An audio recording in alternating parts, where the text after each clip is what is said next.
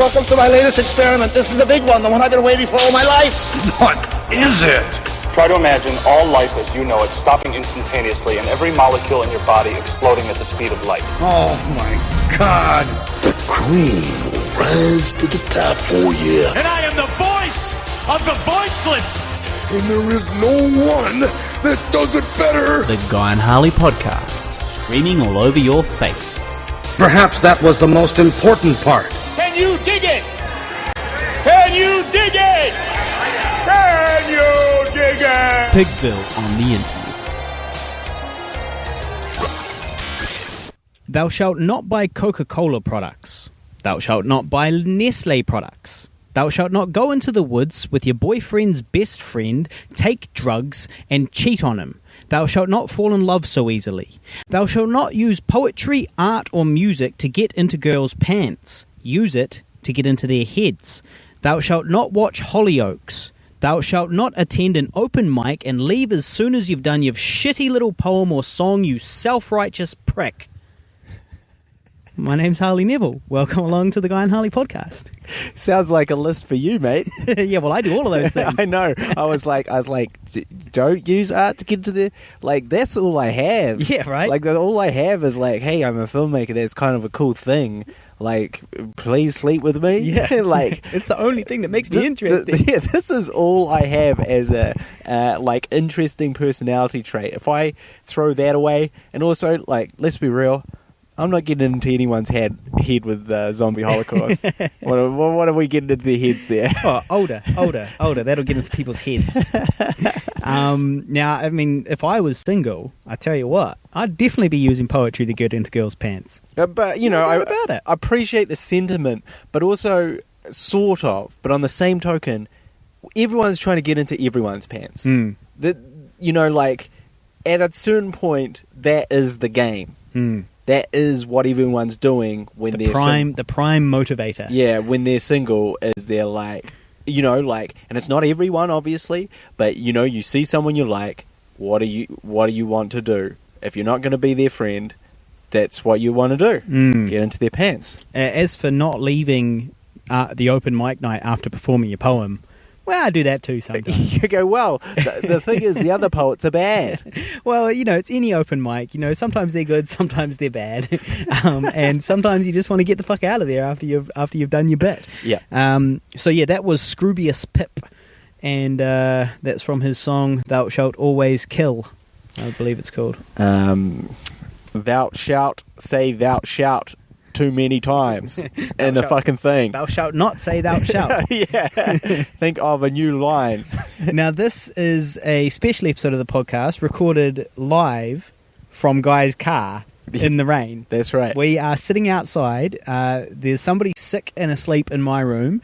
There is my new flatmates are having a social gathering in the lounge, and that's really the only two rooms in my house. Yeah. Short of going into my new flatmates' rooms, which we've already gotten into similar trouble tonight for something similar to that, which we'll get to in a minute. Yeah. Altercation. But yeah, so here we are. It's a pissing down rainy night.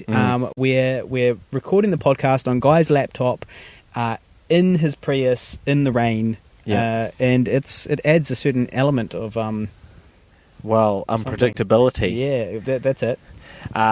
So yeah, we're doing just a short episode this week because we're busy trying to finish our web series proposal And a million other things. Yeah.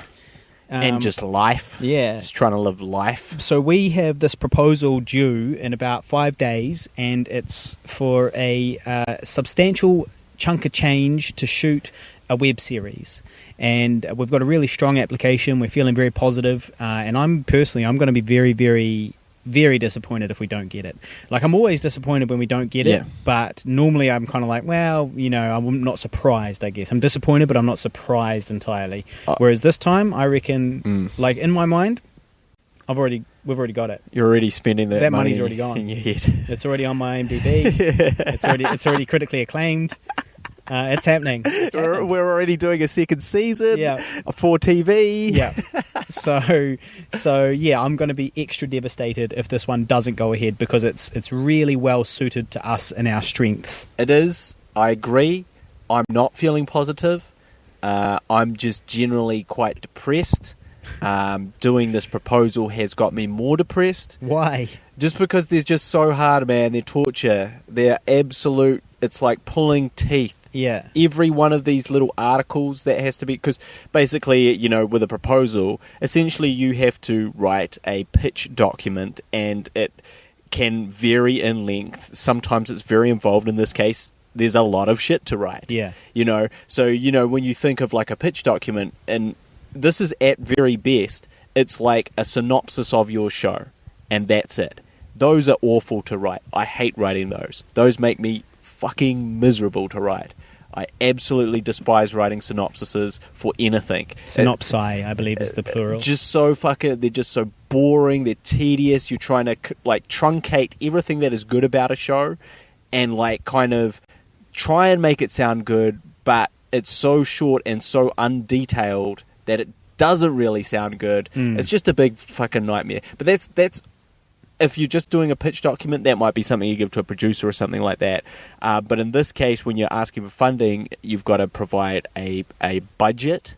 So you've got to break down exactly how you're going to spend the money, how many days shoot. So you have to essentially a full schedule breakdown. You have to do like the pre-production of like, okay, how many days is it going to be? How are we going to spend the money? Where are we going to allocate this money to different departments? You know, and then we've got to write this big thing about our audience. You know, who does it appeal to? But also, how are we going to market this? Biographies are like, who are these people? Who are Guy and Harley? Why do we give a fuck about these people? I do hate writing my own bio. It's real hard. Exactly. So you hate that. That's just like a fraction of the pain that I go through. But the thing is that now that it's done, yeah, right, it is all there. Well, the thing is, it's not quite done, though, because I do have to write another fucking bio because another person has come into the party. And also, I still have to edit. We had to do a video pitch project, and I have to edit that. There is not a huge amount of editing in that because it's just us talking to camera. But the cutaways, I went down a wormhole last night realizing, like, looking for some cutaways and, you know, realizing that I'd somehow deleted one of our old sort of things that I was going to nick stuff from and stuff like that, and then the making of and because you can't I've put that as one of my links, by the way, because Guy stole all the good links to show his good work and left me all the dregs left over of our YouTube channel to show like examples of my work. So Guy took the zombie Holocaust trailer, the older trailer, and the Guy and Harley show, our sitcom that we put out that's got millions of views. So, do you use episode 2 no, as one of your ones? So you could have done that. Yeah, you should do that probably. Yeah, maybe. Yeah. Yeah, I did take some of the goodies. I don't have to take them. I was just using them. It does make sense. You know, the director, you want to show the awesome things that the director's done.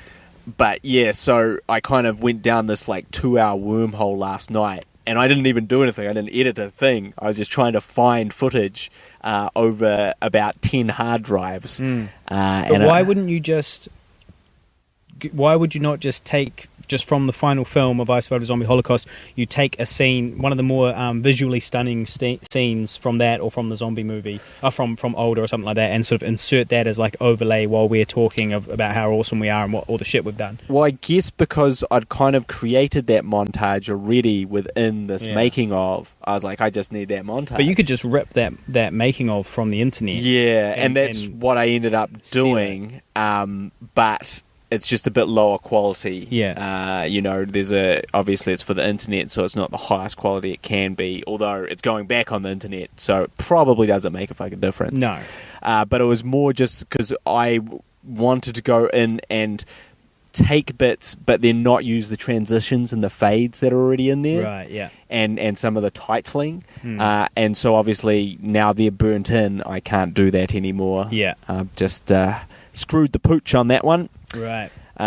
So, there's still a few things to do. It's stressing me out. I just hate proposals. I really do. What I was going to say, though, is that once the proposal was done, surely it's kind of the template is sort of set for every other proposal within, obviously there's still work. Yeah. But within reason, as far as the bios of you and me.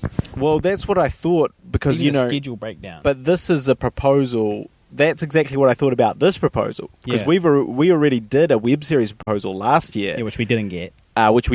Which was incredibly detailed and again, like, beautifully laid out, amazing prop, very strong, and they did not take that. And so I guess one part of me is like, I'm doing this and the same thing's gonna happen. And also I kind of went in and go, I'm just going to copy and paste a bunch of stuff. And then I quickly realized, oh, I can't copy and paste anything. Yeah. I've got to redo all of these things. Yeah. And also, you know, when you're working, you're up and you start doing this at like 2 a.m. when it gets quiet at your work. None of these are ideal things. Ideal conditions, and I guess I've just written so many proposals at this point that I'm lost. I'm lost. You know, Yeah. Mate, don't worry. This is the final one. This is the final one you're going to do, because this one is going to get the money. I've got a really good feeling about it. And it's not that I don't, try my hardest on every single one. And I think it's that I do try my hardest on every single one. And that's the fucking problem. And that's the problem. But everything has come. We are at the confluence of all of your hard work over the year. This is where it all meets, right? Right. Because like this particular one it's very important, your online statistics, and we've been building those for years, and we now have those online statistics to back up our application. We have the bios of the people we're working with are all exceptionally talented and experienced people. Yeah. You know, that have all put their names, you know, next to ours, and then on top of that, you know, you and I have so many more credits now and all that as well. And then the final piece to the puzzle is that the concept itself that we're pitching is really good. Yeah. A really good concept, and I think that's where what let us down last year was our concept wasn't strong enough, wasn't original enough. Yeah. Whereas this year we've got a much stronger concept for the actual show itself.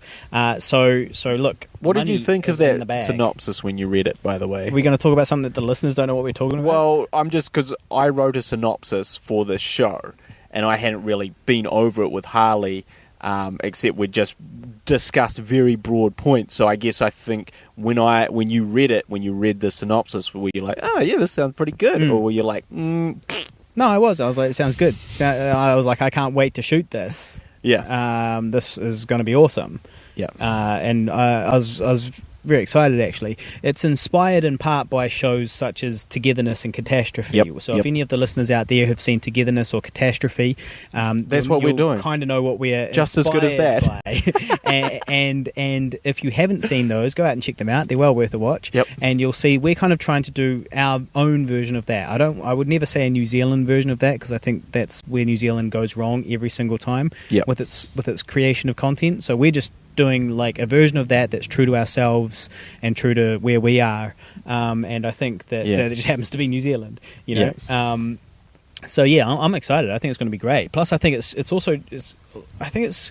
going to be great for me personally as an actor as well to be in sort of a dramatic thing. You know, like most of what I've done is comedy. yeah. Well, I'm actually probably most excited to write your character. Yeah. Which is kind of like a put upon dad. Yeah. Who is See, like I'm upset about the dad and married factor. I'm not feeling that, but like I'm interested to see what comes from it.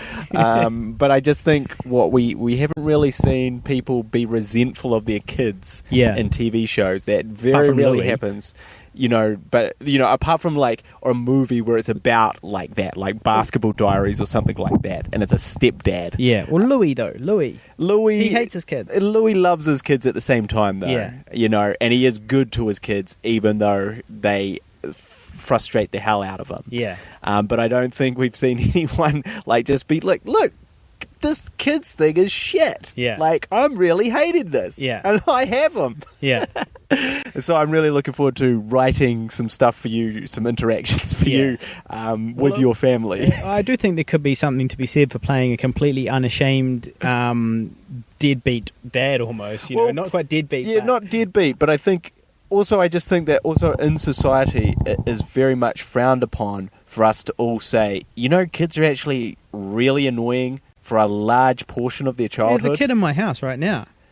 I locked him in there. And guess I what? snatched him off the street and locked him in there.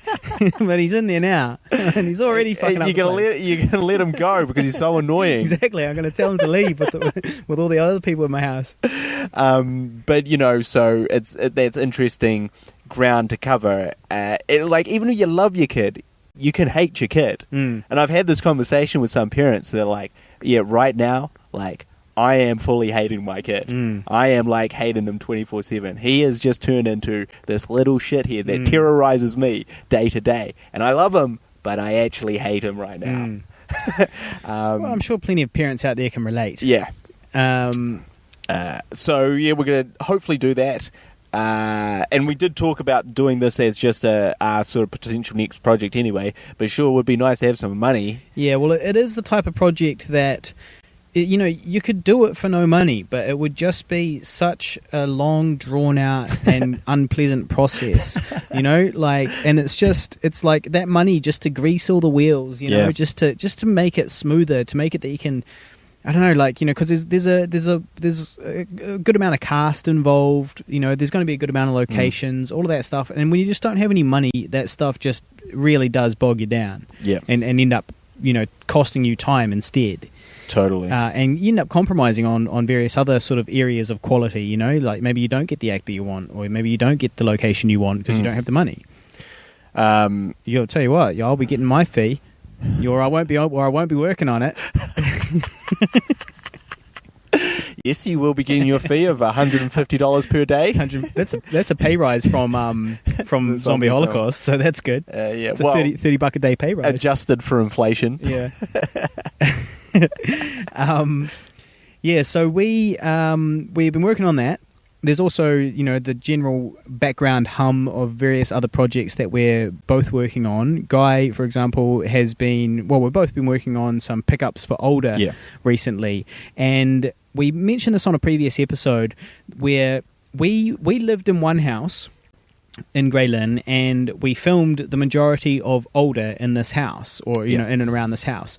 And then we moved out of that house, and we still knew the people that lived there, and so that was okay because we needed to do some pickups at some point, which is go back in and shoot a couple of things around the house, just little scenes and whatever. And we would never, I was certainly never too phased about this, because what I had to get, which is why I obviously dragged my feet for so long, is what we had to get was very minimal. Yeah. Was real easy stuff. Somebody opening a door. Someone opening a door and saying hello. Yeah. And some exterior shots of the house. That was pretty much it. Yeah. And yet then suddenly we found us in this big time crunch, because I sort of went round there and I was like, hey, we're hoping to film these pickups. Because the people that lived there that we got along with, the people that moved in there after us, were moving out. And we didn't know who was going to be moving in. And we were like, oh, shit, well, we've kind of got to do this now because we don't know who's going to be coming in. Or they might do a bunch of maintenance and paint the house a different colour.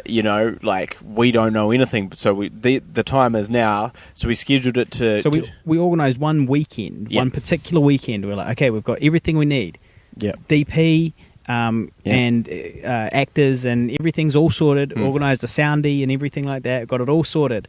So we're going to film, and it was on the weekend that the previous flatmates were moving out. So they left on the Friday, and we were planning to film on the Sunday, and we had organised it all, and we thought that there'd be no one there. No one would be there at that point because it's 2 days afterwards. And this house as well has not been empty in literally 10 years. It's been permanently inhabited for like 10 years. So we were sure. I was pretty sure that they were going to at least have a week off to do some maintenance around the place and clean it up and get it fucking ship shape. Maybe put like some plug up the holes where the giant rats wander, for example. Yeah. And maybe fix the leak in the roof that is causing the ceiling to sag. The leak in the roof that leaked down onto the washing machine, our washing machine. And it blew it up. Broke our washing machine because it's such a dump shithole. Yeah. And so we thought that they would do some maintenance and we'll probably get away with filming that weekend. Yeah. So the Saturday, it was empty. Nobody was there. Yeah. And it was perfect, right? And then Sunday morning, nobody there. And then Sunday afternoon, suddenly they started moving shit in. And we were like... people started moving their shit in. Oh, shit. We got to film here. And we're like, we've already organised It's all scheduled. It's done. What are we going to do? Well, we'll just have to try and film anyway. But Yep. maybe they're not staying the night. They're probably not staying the They're night. probably Maybe not staying the They're night. just dropping some boxes off and Yeah. we'll be sweet as. Yeah. And we've still got a key, right? So it's all good. and we're not wandering around in the flat No, anyway. we're just It's in the literally just doorway. the doorway. Somebody Open opens the door. close the door. It's only going to take an hour. Yeah. Fucking in and out. What happens? Well, so the people were there, and I said, "Hey, look, we're doing this This was during the thing." day they were there. And we're like, we're doing this thing. We're going to do it around this time, between 9 and 10 sort of thing this evening. Is that cool? And they were like, yeah, sweet as. Didn't tell them we had a key. Didn't mention that. Did not mention that. Probably should have mentioned that. Did not mention that. I kind of thought they'd be home. Yeah. Because they were moving everything in. So I was like, well, they're going to be home, but, hopefully we can just sneak in and do this thing for an hour sort of thing.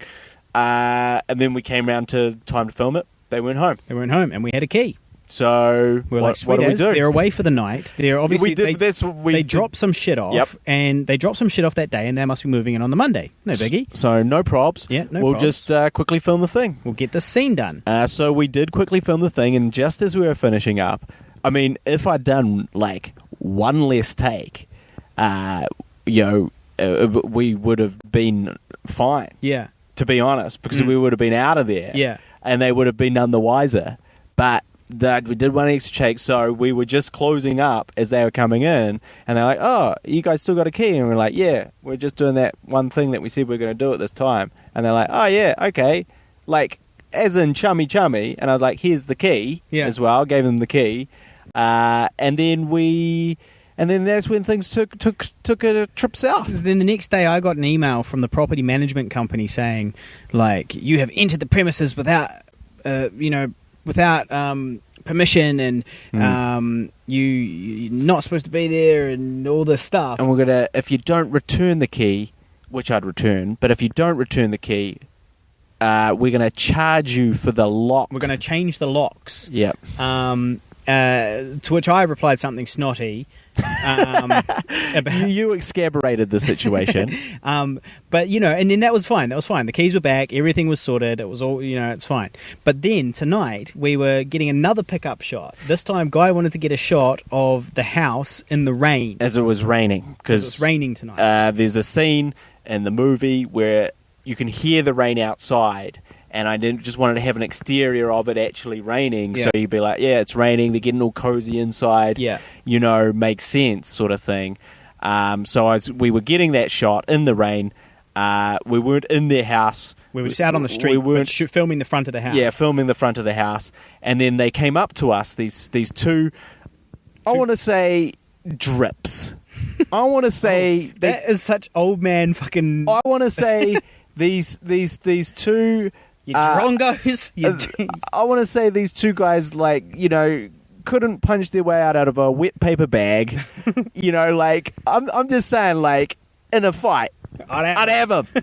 I'd fucking have them. Well, it's true. I didn't. These guys were if you wanted to get into an altercation with us, be big, intimidating guys. Yeah. And we'll shit our pants for sure.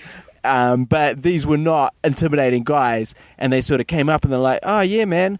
So what's up?" He was like, "So what's up? Guy? What's up with the other day? What's up with you? You went into our house, and that's illegal." And we're like, well, yeah, I guess it was, Guy. Probably. I mean, I assume it was illegal. I mean, we're not lawyers, but it might be illegal. It might be trespassing. And it was like, oh well, we said we wanted to film, and he's like, well, I didn't say you could come into the house. And we're like, well, it was kind of in that transitional period where you guys weren't quite in and the other guys weren't quite out, and we kind of just wanted to get this. He was like, no, man, that's not cool. Yeah. That's a dick move. That's a dick move. Yeah.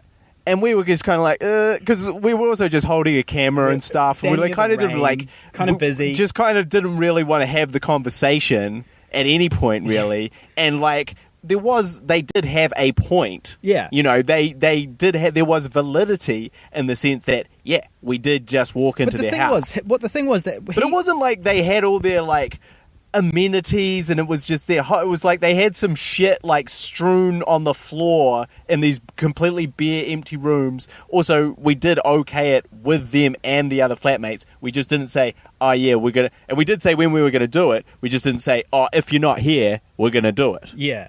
Yeah. And I guess that's the thing. But the thing was that he was. But he really wanted to push it. He was gunning for a fight, and it was like okay. So his we point were of view, very neutral. Yeah, his point of view was that we shouldn't have been there. I guess what he wanted was an apology, Which we did not provide. Which we probably, I guess that's what he wanted. But it's not because he didn't. It was because he handled it all wrong. Yeah. If he had come up and he'd be like, "Hey guys, by the way, you were there the other night, and Yep. I didn't realize you meant you were going to go in there. I didn't realize you were going to have a key, and I didn't really think that was very cool. Yeah. I'm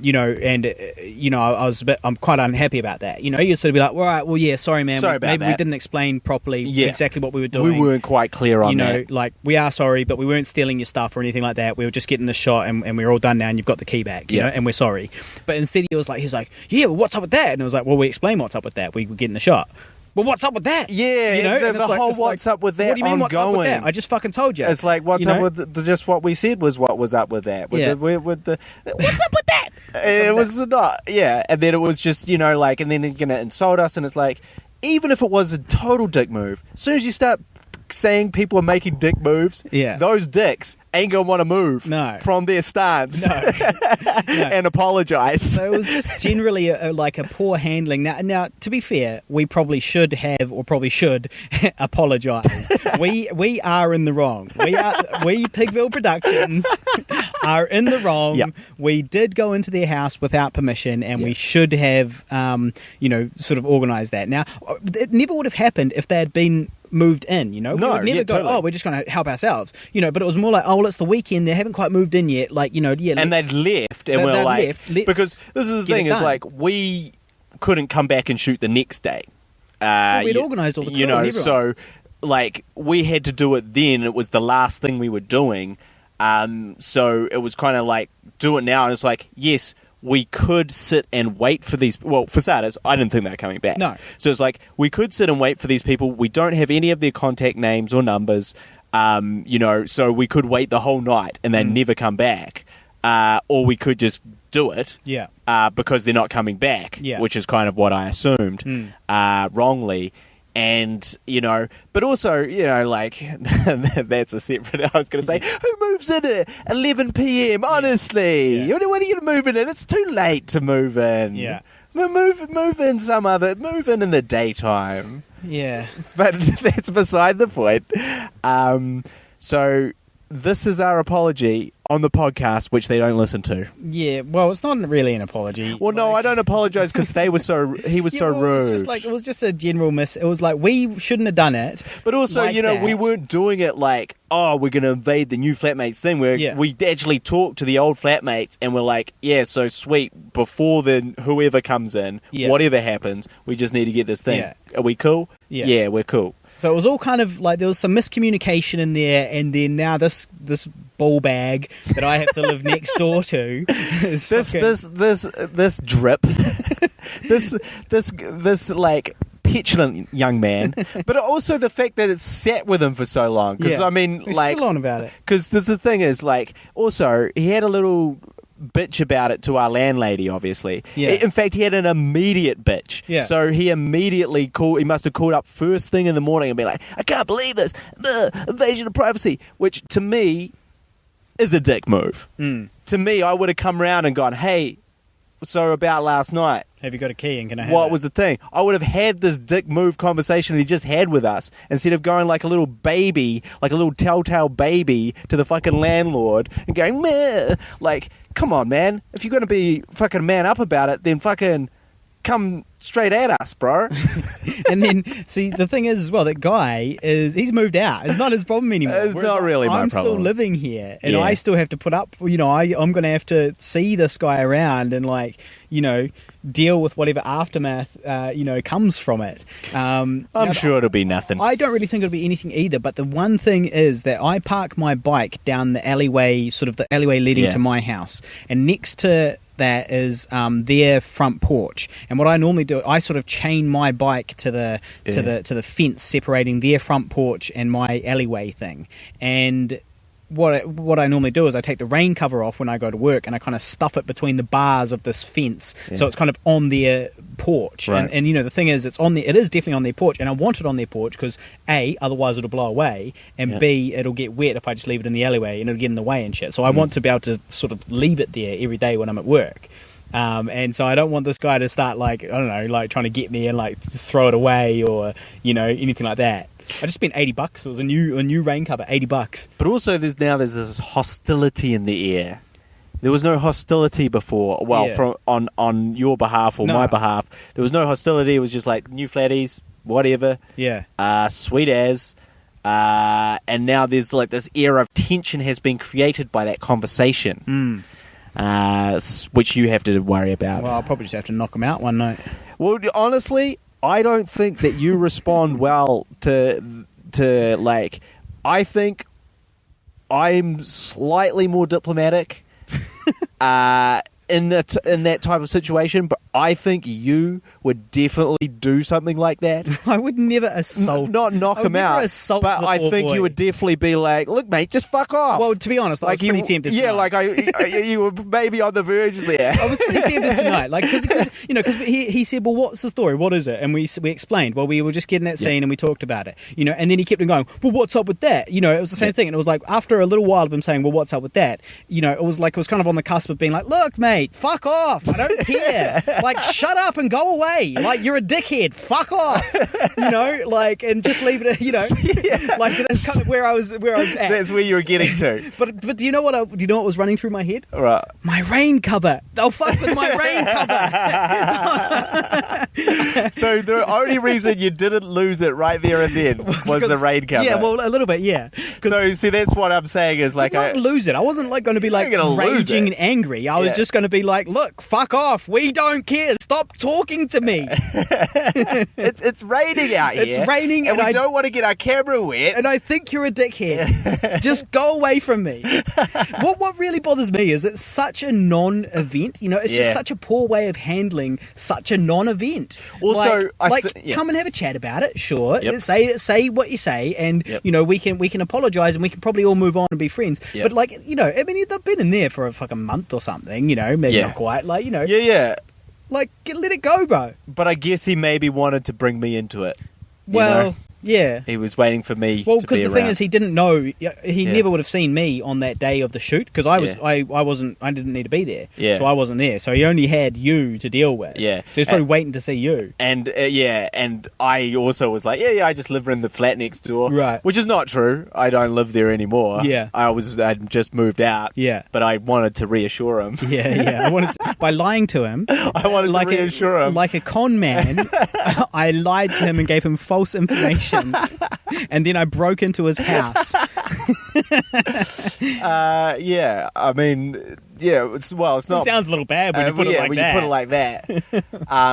So, you know, maybe it was my responsibility to apologise. But I also felt like if you hadn't got the key back, you know, like, that's a good reason to bring this back up. Yeah. But the thing is, you got the key back straight away. Yeah. So that's done. Yeah. The whole thing is done. It's all done. What I guess what I don't get is like, okay, so all of that. I personally I never go looking for confrontations really. You know, I don't really I just can't be fucked with all that drama in my life. Yeah. And so if I'm trying to think what I would do if it was me the other way around, and it's like probably realistically, I wouldn't have done anything short of getting my key back. Like I would have got the key. Say I'd emailed Barfoot, right? Yep. Let's say I emailed Barfoot, you know, and then they've got the key back and it's all sorted. Right? What's my next step? Is my next step to do nothing about it and go on with my life? Or is it to bring it back up again and create animosity with my flatmate, with my neighbours? And also maintain like a level of rage about it over a month-long period. Like be just thinking about it when you go to bed sometimes. Like, those fucking guys just came in. I just don't understand. Fucking came in. I just don't get what he got from coming up and talking to us about it. It's like, okay, now we just think you're a dickhead. You know, like before your neighbours could have been cool with you. It's nice to have neighbours on your side. Yep. Now your neighbours are not on your side. Okay. So good for you, buddy. So what are you doing? What do we win here? What did you gain from that? Yeah. No, it's a little disappointing, but Hey, I was just trying to think, like, how I would react to it. I don't want to get in trouble with my girlfriend either. That's another thing I don't want. Don't want any trouble if I start getting in trouble. By starting like a flat feud? Yeah, neighbour wars. Like neighbour wars, and your girlfriend gets dragged into it. Yeah. I mean, I don't think I would really care. I would care if someone was taken. Yeah. Or things were moved around, maybe. Yeah. Somebody rummaged through your panty drawer. But Guy has a collection of panties, which he keeps in a drawer. Which, from the different people that I've been with, and that I like to sniff from time to time. Sometimes someone had rummaged. Sometimes he just gets them all out and has a gangbang with these panties. And also, like, and put their nose on it. Only my nose is allowed to go on those panties now. I've earned that. Yeah. So fair and square. I would be very upset had that happened. But if someone had just walked in my doorway, closed it. I mean, to be honest, there's people coming and going from my flat quite often. Yeah. And honestly, like if I walked in and it was just someone and she goes, "Oh, hey, I'm someone's friend and they let me the key. I'm just waiting for them," or something. Yeah, but that's different when you got it's flatmate. different. That's not the same as. Well, it's also not the same as you moving into your brand new flat and you find your neighbours are there inside your house while your stuff is there, and they've got their own key. Well, now you're pitching us to be the bad guys now. Well, we are the bad guys. Well, we are the bad guys. We went in without permission. At the end of the day, now, admittedly, it was not a concerted effort to do anything bad. It was simply kind of miscommunication. No bad intentions. All of that stuff. We tried to do everything right. We did. We did try and do everything right. But we still ultimately had to do it wrong. Ultimately, we did it wrong. But it's also like, if you say it's cool, is it just cool as a blanket thing? Yeah. Like, as a blanket, you can film here. Blanketly tonight. We've blanketly said yes to this. Yeah. Blanket, key in the door, and blanket, yes. Yeah. Oh, I'm just taking it as a blanket, yes. No, look, I honestly think that the guy's just a dickhead. Like, the other guy seemed alright. The other guy that was a bit like, well, let's, this is not silly. Let's not get silly. The other guy was alright, but the one dude that was kind of leading the charge, he really just made a fool of himself. And it was all kind of just sort of for nothing and just totally mishandled. Yeah. But it's just. Yeah, they got under my skin. It got under my skin too. Well, we've spent 20 minutes on talking about Probably bothered us. He did manage to upset us, so if he just simply wanted to, like, rile us up, he did achieve that. Yeah. So this episode of the podcast is called The Cunt Next Door. The great thing about a podcast is... Nobody's listening? Well, is that you can just, like... vent your frustrations about people. You have like a platform, so other people are hearing you. Yeah. But there's no repercussions. Well, see, it's funny you mention that because it's funny you mention repercussions. Here's a good segue, actually. Yeah. In one of the previous episodes, I talked about my pilonidal sinus in the Arse Chronicles, I believe is the name of the segment. The Arse Chronicles, maybe. Yep. Now, pilonidal sinus, that's also known as hairy arse-itis, medical term, hairy arse-itis. Mm-hmm. It's a hole that can form at the very top of your butt crack. Mm-hmm. It's a flesh tunnel. Now, Blair Martin actually gave it a really great name. I can't remember it exactly off the top of my head, but it was essentially a septic arse tunnel. I think that's what he referred it to. Blair Martin, long-time listener, he referred to my pilonidal sinus as a septic arse tunnel. And that's a pretty good description. That's a pretty good explanation of it. So anyway, we spoke about this. Now, I've got to go and get this thing operated on at some point. And we've spoken about this on the podcast. Now, I was on the set of Internationum recently. And that's a feature film being shot by Paulette Edzer, who is also a long-time listener. Now, I was on set, minding my business, and Paulette brings up, have you guys listened to the Guy and Harley podcast? And you're like, Which is like, go. I was like, go Paulette, rip it. Yeah. And then she was like, yes, because because they hadn't listened, and of course. and she was like, well, there's a reason why I wish I didn't listen until after this shoot, because now when I look at Harley, all I can think about is this one thing, which is the septic ass tunnel. And you're like, and I was like, Jesus, Paulette, don't bring this up in real life. Don't you bring it up in front of people? And there was a hot girl on set as well. Yeah, there was a hot girl. Our there. podcast life and real life are two different things. They're never supposed to intersect. You're never meant to bump into anyone. No. Like face to face and then bring up something bad you said on the podcast. Exactly. That's not meant to happen. So that's what I'm saying. There is repercussions in real life. Right. That was a repercussion. That was my septic ass tunnel being spoken about on set. Yeah. So not yeah, ideal. there are some repercussions, and you just never know. The cunt next door might actually hear. You never do know. And then he might just like wait. First thing he'll do is throw away my rain cover. Yep, that's the first thing he'll do. That will not be stuffed where it normally is. No, and then who knows? You might jump out and kung fu fucking whack me one night when I'm like walking out the door or something. Well, you never know how tough someone is until you get in a fight with them. It's true. It's all about the mentality as well. It's like, how far are they willing to go? Yep. Like there could be a little guy, but if he's willing to stomp on your head until you're dead, well, you might as well be a big guy. Also, an immediate nut shot is a great equalizer. That's true. Any good one hit to anywhere is a great equalizer. So you don't know. No. For me, I will be safe in my flat in Kingsland. You will not have to face the repercussions of this podcast or filming the pickups at all. Yep. So that's good. Yeah. Well, I think it's time. Is that it? What are you doing now? With the rest of the evening. Well, I've got a few things to do. I was either going to go Ubering. Right. I was going to maybe go see a movie by myself. What movie? Train to Busan. It's a Korean zombie film which is meant to be very, very good. It's going to be getting rave reviews. Wasn't Busan the festival that we went to? That was Busan. Oh, close. But yeah, it's been super popular.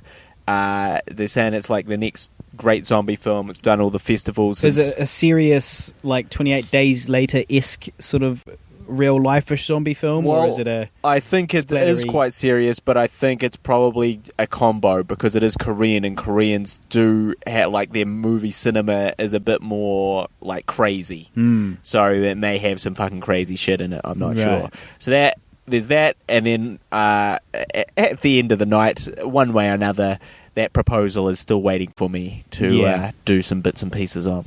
Yeah. Well, good. All right, well, this has been a slightly... Well, it isn't even really that much shorter. It's pretty good. Yeah. So thank you very much for listening. If you guys want to help us out, you can do so by going to facebook.com/GuyAndHarley and hitting like. And there, if you click on our banner profile picture, our banner photo on the Guy and Harley page, there's a whole bunch of links there. There's links to go to our Patreon. There's links to buy a personalised signed copy of I Survived a Zombie Holocaust. And there is a link there to buy my poetry t-shirts as well. So go click on that and check out those links. That would be awesome. All right. See you later. You've been listening to the Guy and Harley podcast, proudly brought to you by Pigville Productions. Laugh it up, fuzzball.